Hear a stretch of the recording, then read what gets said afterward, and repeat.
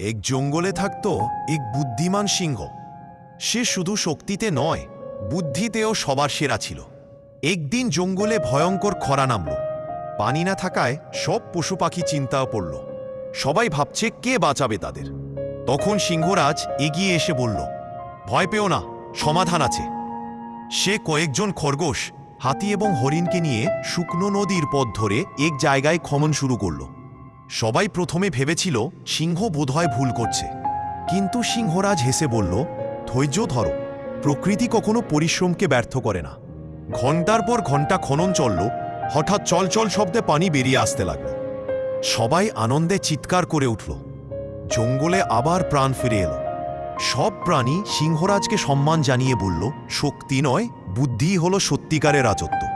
সিংহরাজ হাসল এবং বলল, যে নিজের বুদ্ধি সবার উপকারে লাগে তার গর্জন সবচেয়ে শক্তিশালী। জঙ্গল আবার সবুজ হয়ে উঠল, আর সিংহরাজ হয়ে উঠল সত্যিকারে নায়ক, চালাক, শান্ত আর সবার রক্ষক।